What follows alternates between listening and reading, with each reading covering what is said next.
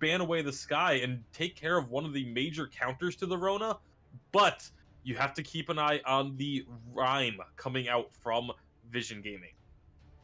You do have to worry a little bit about the Rhyme, but the Sky ban would make the most sense here, in my opinion. Sky is just so graceful at shutting a Rona down, especially into the later stages of the game.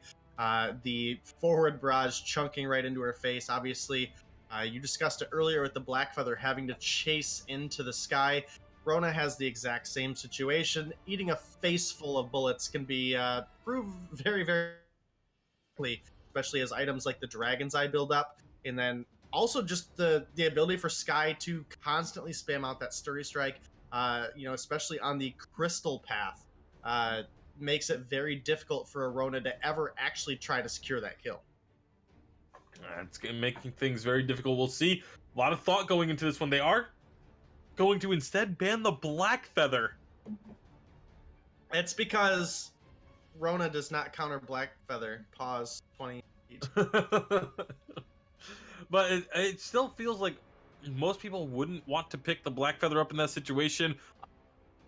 Going to be Vision Gaming taking the Celeste. So that's taking a pick away from Hammy. We saw yesterday it was Rogue. They actually ran the Rona in the jungle with Hammy still having that Celeste in the lane. So denying the pick away from Rogue. That's what this draft really looks like for the side of Vision Gaming. A lot of just denial, taking away the Saw, taking away the Celeste, just trying to deny Hammy some of his more favorable comfort picks. It is a little bit interesting that they did ban away the Saw, even though the Rona was already picked. The Celeste pickup right after the Saw ban, very likely going to be going on to Kaz. But now this is a actually really good draft put together here by the side of Rogue. They have the Rona for their frontline bruiser. They have the Sky, who's going to be able to dance around the fight, potentially build up some stacks on this Arden in the front line, Suri strike through the fight, find some clear damage onto the Celeste, and it can be very difficult to deal with. So I'm really interested to see what the side of Vision pull out here. The board that could work in this situation are a little bit on the limited side. We could potentially see a weapon Taka out of the jungle, or we could potentially see something weapon in the lane for PvP warrior. Something like the Idris is something he's played quite a bit in the past, but into the Grace specifically, that would be a little bit rough. And the Ringo is also available, but that can suffer a bit into the Rona as well. Kaz, more than comfortable playing this Celeste in either the lane or jungle, so it gives them that degree of flexibility, and they're going to go with a Glaive. Yeah, Glaive's going to be used just to try, and they needed something to try and knock Rona out of Red Mist, something to try and displace the Sky. And if they can get the Afterburns into core collapses, that is a very long stun duration that you have to just try and blow up a target. We've seen Vision Gaming use this Glaive before and just go with a full burst build on it. And you can take out targets so quickly, especially targets that are going to be relatively squishy like a Sky. Sky generally is not going to build a whole lot of defense to deal with a Glaive. So a lot of this is going to rely on trying to pick members off. I am a bit worried about this Rona because Rona is going to be able to have so much durability in these team fights, and especially with the extra Holy Shield and Divine Interventions from Grace, will make her a very difficult target to take down. But if this Celeste can get into the late game, if they can poke and harass with the Heliogenesis, there will be opportunities for Vision Gaming. Yeah, you hit it spot on the nose there. And for a lot of this game, specifically the mid game, the Rona is going to have a pretty substantial edge over the Glaive, especially when you pair it up with that Divine Intervention, as well as the Holy Nova coming out of Grace can prove very difficult for a Glaive to make safe engagements. So we'll have to see how those two players entwine later. He's got himself a Crystal Bit here and a Weapon Blade Crystal Sky. It's going to be Sibs here in the lane on Rona. This is going to be a very interesting matchup. We'll see. When we saw Sibs on Rona in the jungle yesterday, he went for the Shiver Steel first item, really delayed a lot of the damage coming out from the Rona, and it nearly cost them because the Rona didn't come online until very, very late in the game. And that's something that if the members of Vision Gaming spot out, if they see him going for the Shiver Steel first, they could try and take advantage of that and try and use their power spikes with the damage that they will have as an advantage. And so we'll see. Right now, it doesn't look like Vision Gaming are terribly interested in trying to commit to a fight for this tree. If they're going to go in and try and steal it, PvP Warrior does not get it, and now he is in trouble and will be going down. First blood going to Rogue. Yeah, Rogue taking a little bit of an edge there early. It's not going to pace of the game, but them picking one up on PvP Warrior early is definitely going to help in keeping this glaive behind Sibs here in the lane. So excellent start from Rogue, and if they can keep the momentum up, they definitely can be a pretty unstoppable force with the composition they put together. Absolutely, and Sibs actually up in the jungle, or up in the lane, excuse me, with Hammy down in the jungle. Meanwhile, Kaz is up in the lane with PvP Warrior down in the jungle. Everything has gone topsy-turvy here in this game one of the finals. I do like the positions that the heroes are in a bit better, but it's interesting to see the players having swapped as well. Yeah, absolutely. And again, this is something that Vision has always really had available to themselves. Again, Kaz, very comfortable playing the Celeste, whether it's in the lane or in the jungle. This particular time, thanks to PvP Warriors' comfort on Glaive from playing lane Glaive for so long, they've decided to pair that up in the jungle up against Hammy's Sky. And I think that does make the most sense, honestly. Getting this Celeste online is their real chance of shutting down something as tanky and sustainable as Arona, as well as have the range and the ability speed to actually try to take down the Sky. One thing I actually almost would have liked to have seen would actually be make a swap partway through the game, as PvP Warrior is going to be on the run once again from Rogue. Evil and Hammy looking to chase into the enemy jungle, but because with a Celeste, getting her to level 8 is so crucial. I almost would have liked to have seen the Celeste in the jungle to start until she gets up to level 6, level 7, and then rotate up to the lane to get the gold that you get from the lane farm.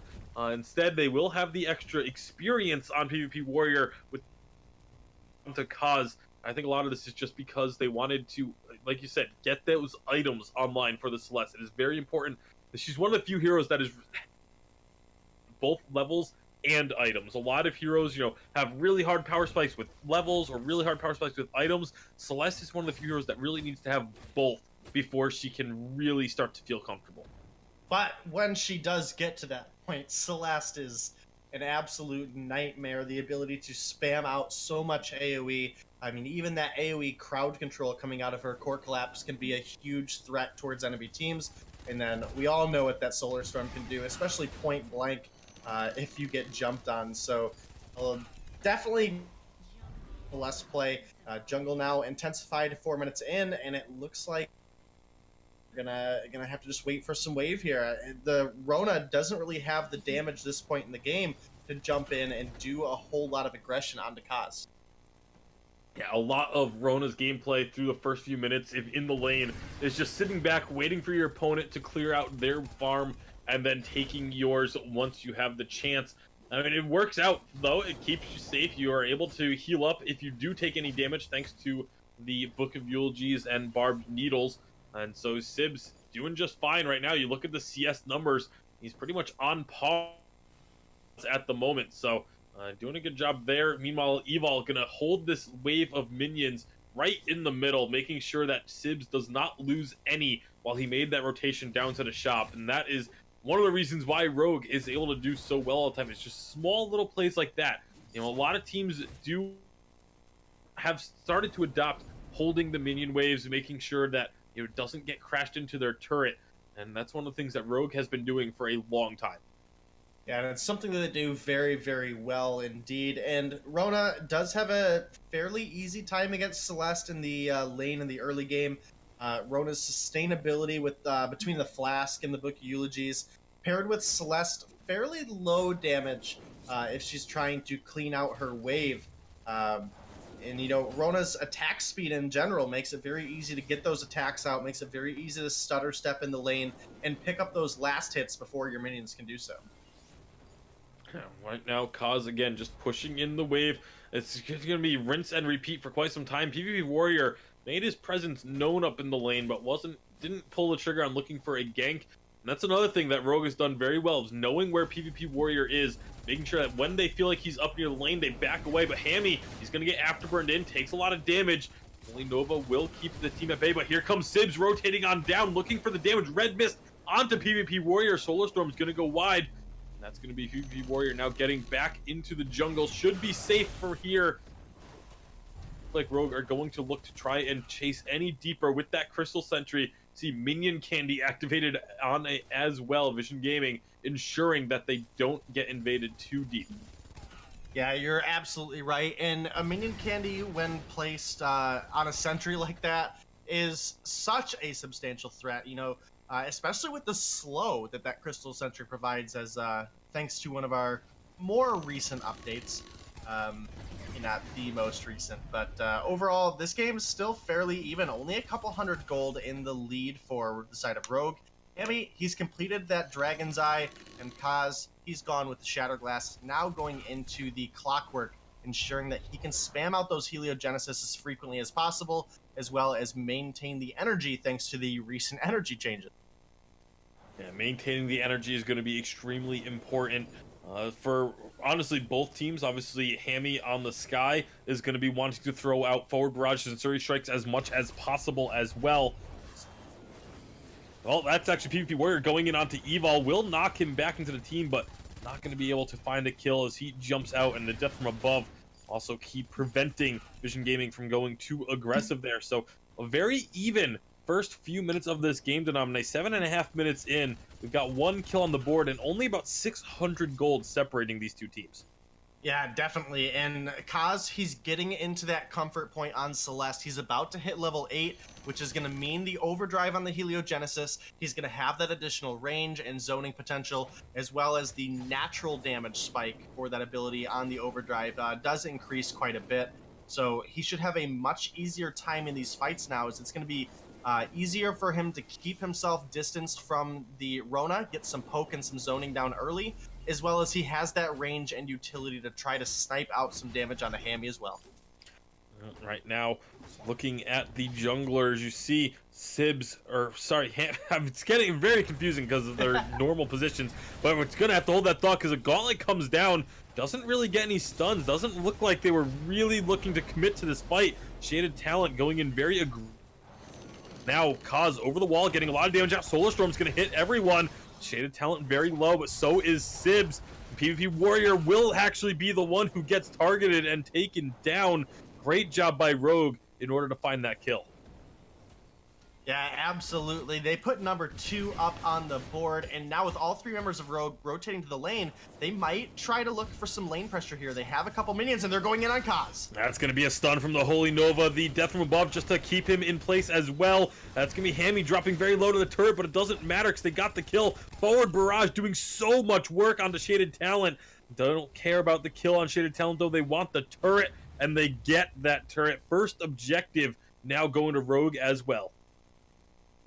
Yeah, and that's a little bit of a lead really starting to develop for Rogue. They have a 2,000 gold lead now. They have 3 kills. They have a objective advantage as well. So Rogue, they're feeling pretty comfortable right now. As well as, again, the matchup for a Rona and a Glaive just is almost always going to favor the Rona, especially since Rona is in the lane collecting so much gold, getting these items built up. The spell sword is complete for PvP Warrior. Sibs, he's got that Serpent's Mask, but he's already got an Aegis as well to help defend himself against Kaz and the constant barrage of these Heliogenesis that are going to come out. The damage will be pretty heavy, but like you said, with all the shielding that should be built by the side of Rogue, he's going to have to get himself a Broken Myth at some try and take down. Because if they can't get the kill onto Sibs, Sibs is going to be able to just on this team. Crowd control has, even though we were talking about the AoE crowd control of the Celeste and the afterburns of the Glaive, the Holy Nova and the Death from Above have been doing a great job of zoning the members of Vision Gaming when these team fights have started up. Even though the Death from Aboves haven't really been hitting anyone, the threat of the damage from them and the threat of the stun of the Death from Above has been keeping, kind of corralling members of Vision Gaming into the spots that Rogue wants them to be in. Yeah, absolutely. Again, it's not so much that actual ability to stun. Even if you don't get the stun, that's actually a really heavy slow that your enemies are then forced to Mhm. go through. And while Glaive, he has the Afterburn and Shaded Talent, he's got the Vanguard to help get himself safely to an ally. Celeste, if she gets cut off by that death buff, is in a really rough spot where Sibs can then come in, build up breaking point stacks very, very easily onto a Celeste with no defense. And that's a scary spot to be in if you are the side division. Yeah, so Kaz is gonna have to be extremely careful with his positioning when these team fights happen. Sibs gonna be chasing him down a bit, but down in the jungle, it's actually PvP Warrior who's getting targeted, taking a lot of damage from that forward barrage. Fountain has to come out from Shaded in order to keep him alive. Now we'll see. There's gonna be Death from Above again, just corralling members, forcing them to move south a little bit instead of just being able to go north into the lane. A good job, but with that positioning, Shaded Talent again going to be just getting vision. You see the members of Vision, they're pushing up the lane, trying to stop this gold miner. They'll be successful in those efforts.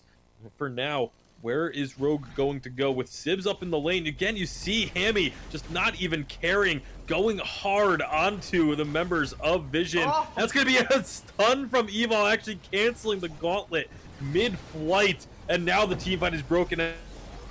To go through, but it's not going to do enough damage at all. Hammy finds himself a kill on the Celeste. Now PvP Warrior, he's in a world of trouble. Death from Above is going to prevent him from running, and that is 2 kills for Rogue, and now they can take themselves a gold miner. Yeah, this is beginning to look like one of those times where we'll see a team take a small lead early on and then just start to exponentially grow that one out. And that's the situation Rogue are in right now. It looks like we may... Oh, nope, there he is. I was thinking maybe Shaded Talent is disconnected, but looks like he may have just been waiting for some potential gold or experience in the jungle. But in the meantime, Sibs goes ahead and takes away a turret. It's going to be a gold mine going over to Rogue, as well as some jungle as well. So Rogue, they've taken what was just a 2,000 gold lead 3 minutes ago. They've extended it to 5,000 now. Rona has really progressed in the build. The Serpent's Mask online, the Aegis, like we talked about earlier, the Breaking Point ready to go, as well as some early Journey boots here, looking to make sure that that boots proc is up as frequently as possible so that he can continuously stick onto Celeste and look for easy Breaking Point stacks. And this is a very scary situation for the side of Vision because, like you mentioned, the Rona is just starting to come online now. But Hammy has been online. You've seen the damage Hammy's able to do with these forward barrages. When he gets locked onto a target, they just start melting down. This something that I'm actually surprised we haven't seen more frequently, because it starting from Worlds, you go all the way back to Worlds last month. The Crystal Sky was making some massive plays. We saw it a couple times in VIS Pro as well. The Sky is just able to output so much damage with this crystal path, and now Hammy showcasing it a little bit here as well. As long as you get your forward barrage onto a target, you can see they start melting. PvP Warrior is going to be the target, but Hammy actually took a ton of damage alongside Evil thanks to Celeste. Gauntlet does get a stun onto Sibs, but Sibs is now into the backline. Second Gauntlet does not get the stun, and Sibs still trying to do work. Hammy has been topped up and is looking to get the damage out onto PvP Warrior. They trade 1 for 1, but Kaz is in trouble as Sibs will take him down as well. And now Shaded Talent, last man standing. Don't think they're going to be able to find that kill, as they're just a little bit too low as they try and dive underneath that turret. Need to be careful because Arden, can still get some decent damage out. And they do back away for now, but a 2-for-1 trade in favor of Rogue. Yeah, 2 for 1 for Rogue, and not only was it a 2 for 1, it was a matter of trading out your cap. That's a win, not only in the fact that it's 2 for 1, but in the fact that you're also then able to deny so much more. And a Solar Storm, it's gonna field goal right between Sibs and Hammy there. And that's going to give, if anything, Vision a little bit of vision. Is not being taken. Yeah, that was the main reason it was thrown, just on the chance that Sibs and Hammy had decided to try and start up the Kraken. Though they were both very low, it actually almost ended up clipping Sibs and may have found a kill if it had done so. Hammy still staying out as he clears the entire jungle before going for a recall. So it's going to take a little bit before he's with the rest of his team, but he does get himself a broken myth. They're going to be piercing through the shield that was bought by both Kaz and PvP Warrior. So nice item pickup there. And in that last fight, we saw once Hammy was able to get on target, PvP Warrior just absolutely melted underneath the pressure of that forward barrage. Yeah, you're absolutely correct there, Bacon, and saying so. And right now, Rogue, they're in a comfortable spot. From that last fight, we did see Evol drop, but because of the sustainability of Rona and the damage that she can actually put out onto objectives, even the Kraken, we could potentially see Rogue start the Kraken up off the back of the next fight if they're able to pick up a kill or two. The most ideal one to pick up would probably be the Celeste. And then obviously followed by the Glaive at that point. So Rogue, they're in a good spot. They have a 2-turret lead that they could potentially be looking to end the game with a single Kraken push if they're able to pick up a kill here. And they're gonna rotate up to the lane, make sure those minions don't get pushed too far into their turret. And it does buy a little bit of time for Vision to sort of regroup. PvP Warrior though doesn't have an infusion. That could be trouble. PvP Warrior is going to be targeted for now. Sibs going in deep. Gauntlet's going to get thrown. It's not going to get any stuns. Solar Storm will hit Hammy, but not for a whole lot of damage. Death from Above isn't going to connect either. So a lot of abilities getting thrown, not too many of them connecting, and everyone will just back away for now. Yeah, absolutely. Could have been PvP Warrior. PvP Warrior was going in for an afterburn, but couldn't find a target, and instead is dropped down to about a fifth of his health.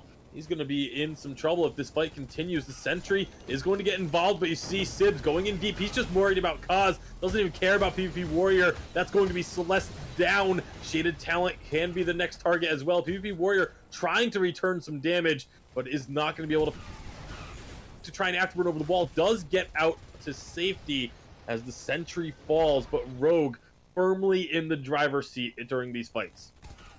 Yeah, it does look to be the case, and now with Kaz down, this is a clear opportunity for Rogue. They're starting up that Kraken. With the recall out of PvP Warrior and Shaded Talent, they're not going to make it in time. This is a free Kraken going over to the side of Rogue, at least what I would assume. And, this Glaive is kind of like a little bit of a dull pick here. It basically attempts to fill the same role that the Aftershock, just cooldown Glaive once did. But it makes it too difficult. If you lose out on Kaz, PvP Warrior just doesn't have the damage to sustain through a fight against a Rona in a Sky. So Kaz needs to be the true hyper carry here, needs to get the damage down, and it's been proving difficult to do because of the engagements that are coming out of Rogue. Not just the engagements, but again, the mobility. So much of this composition is, the afterburn setting up kills for Kaz to pick up, but they haven't really been able to get the angles on the afterburns that you need to with a Glaive in this situation. Death from Above is going to come down. The Kraken is taking a pretty good chunk of damage. A nice core collapse from Kaz will stop the push from Evol and Sibs, but Kraken is still melting down. Great Kraken defense here from the side of Vision Gaming, but now it looks like Rogue has fallen. Sid is very low. Solar Storm is going to burn through him, but the reflex block the Crucible being used by Evol just to give him a little bit of extra health and that barrier keep him alive. But Kraken was taken care of rather efficiently by the side of Vision. Rogue were not able to get that much damage done with the Kraken. They did get the choke point turret, which is big, but it could have been so much worse. And now it's going to be a turret going over to the side of Vision, but here we go. That's going to stun up Sibs. Sibs extremely low. Sibs somehow still alive. Divine Intervention a little bit longer. Finally, he goes down. Now Hammy will be looking to try and get this damage out. Death from Above does get blocked. Shaded Talent doing a good work there, but now body blocking as well. It's going to become very difficult. Shaded Talent knows this. He's one of these minions as much as he can. He's going to sacrifice his life, but he gets both of his carries out of this team fight alive. Excellent work by Shaded. Just going to play with their food a little bit. They do eventually grab, but that was huge for the side of Vision. Down Sibs. Yeah, absolutely. And bounty that was going over them, despite it only being a 3-0 and 5. That was a decent chunk of gold that started to bring things back a little bit in the side of.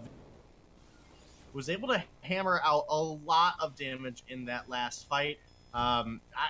What really helped, though, is that Sibs was so dangerously low when it started out. The stun from the gauntlet, the afterburn coming through, the core collapse.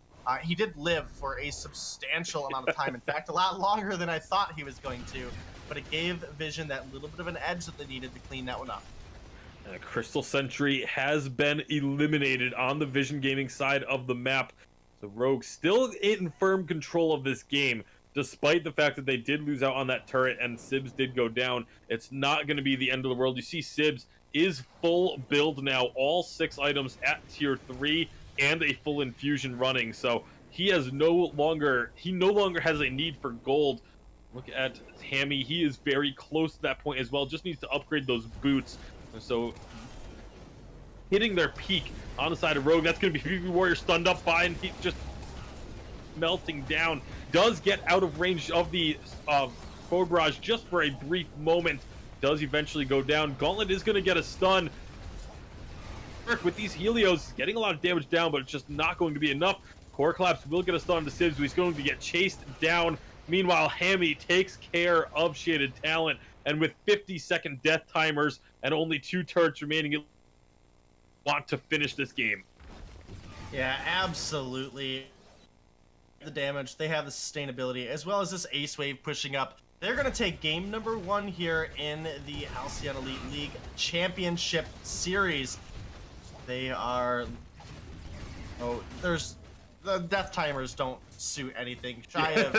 Shy of 3 disconnects at the same time. This one's going to be Rogue winning that and putting up game 1. And, Bacon, maybe you can help me here. I don't remember. Are the finals best of 5 or best of 3? The finals are, in fact, best of 5. So this will not be Vision Gaming with their backs up against the wall just yet. But it is not a very good start to this series because Rogue absolutely dominated this game. You look at the KDAs, only 2 kills acquired for the side of Vision, whereas Rogue put up 12. A massive gold lead by the end of it as well. Just all around from Rogue. Yeah, overall, really well played by both teams, but Rogue, they were the ones that found the fights. They were the ones that found all the executions they needed, as well as beginning from the draft. I really like the way they went about it. They set themselves up just such a beautiful draft that it would have been very difficult for any team to deal with. But to wrap that one up and get us prepared for game 2 in this best of 5, we're going to jump over to the desk with DZ. Maybe he has some insight on